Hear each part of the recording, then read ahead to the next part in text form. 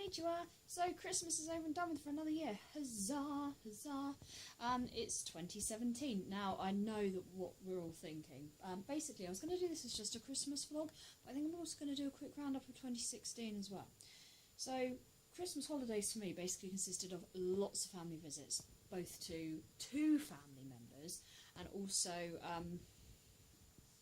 just realised this top makes it look look, I am wearing a top, I hasten to add, it's just kind of pink, and I'm very pink.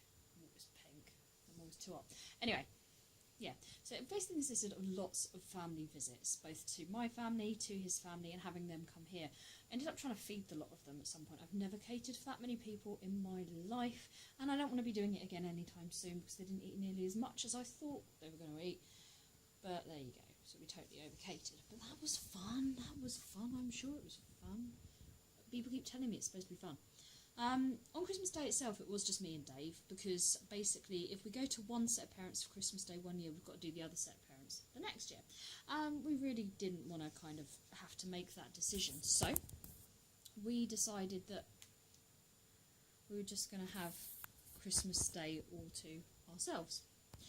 And by the way, if something strange appears on the video just there and it looks like it blacked out, it kind of did on my phone, and I'm not quite sure why. But it carried on recording, so I think it got the sound. We shall see. Only time will tell. Anyway, so yeah, Christmas Day. Christmas Day was just me and Dave, and that was great. It's nice just to be together, and it's not our first Christmas alone together, but it's our first Christmas as a married couple. So it was really, really nice to do that. During Christmas break, we went and saw Rogue One. I'm not going to give you any spoilers, obviously, because it's still out in the cinemas, and I'm sure still some people somewhere who haven't seen it. But it is brilliant, and it actually answers the biggest question from episode 4, which is a dramatically huge plot hole.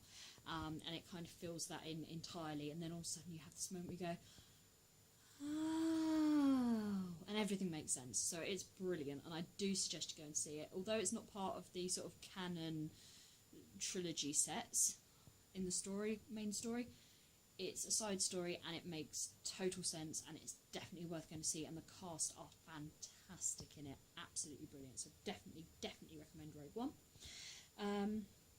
We had an aborted attempt to get to Portsmouth. About once a year we go to Portsmouth and we go and buy things like new trainers and stuff like that, because they've got all the factory shops down there, down at Gunwharf Quays, which are a lot cheaper.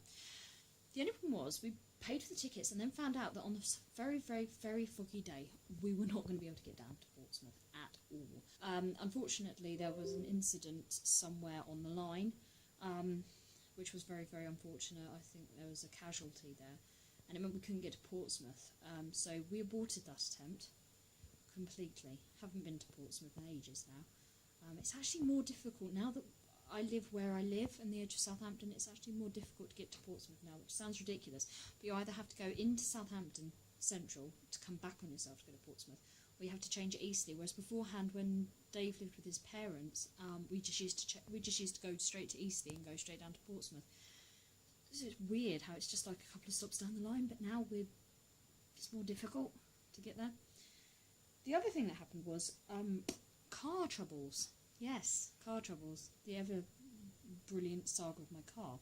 So a few weeks back, obviously, I needed to get a new battery for the car because it completely went flat. So that's been totally sorted out for a few weeks now. The other thing that happened was the handbrake failed. We went shopping, and when we came back, we found it had actually rolled down the hill. It hadn't hit anyone, it hadn't hit anything, it just wasn't where we'd left it. It was absolutely terrifying. It's that moment where you're looking where you expect to see something, and your brain's sort of like going, it's not there, this thing I expect to see is not there, and you can't see it for looking.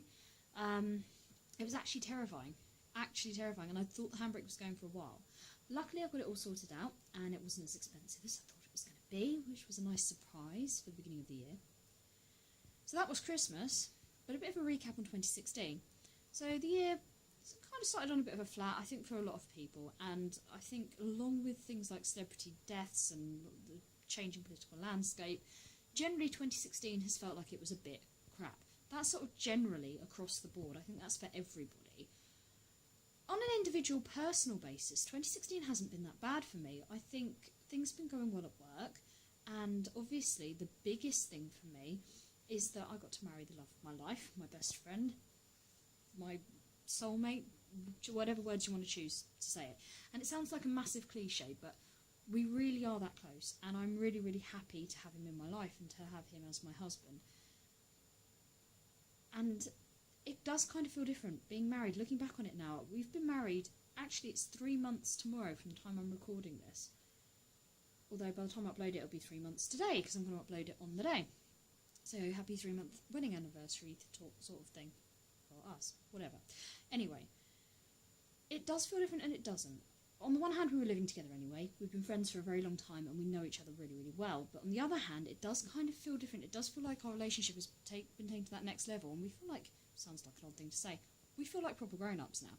It's sort of changed us, and it hasn't. I think it's given us both a new confidence, and I think we're both very happy. And we're not being unrealistic about our expectations of our lives or anything like that, but I think we're both a lot happier now that we're actually married. And the fact that we've actually got our weekends back, we're not planning something every weekend now, we're not having to save up for specific things for the wedding anymore. We've now got a certain element of freedom. There's other responsibilities, there's other things we have to save for, but at the same time, we don't have to sort of think, oh, actually, we can't do that because we've got an appointment with such and such thing for this wedding. So that's given us a kind of different... We moved into the house and we were sorting everything out, and then we started sorting out the wedding, and we didn't really have a chance to stop and breathe. And I think 2016 was very much of a rushed year for us because we had something on pretty much every weekend trying to sort all of this out. Now we can kind of sit back and relax, and 2017 feels like it's going to be a more relaxed year for us. I think 2016 personally was brilliant. Globally was a bit crap, let's be honest.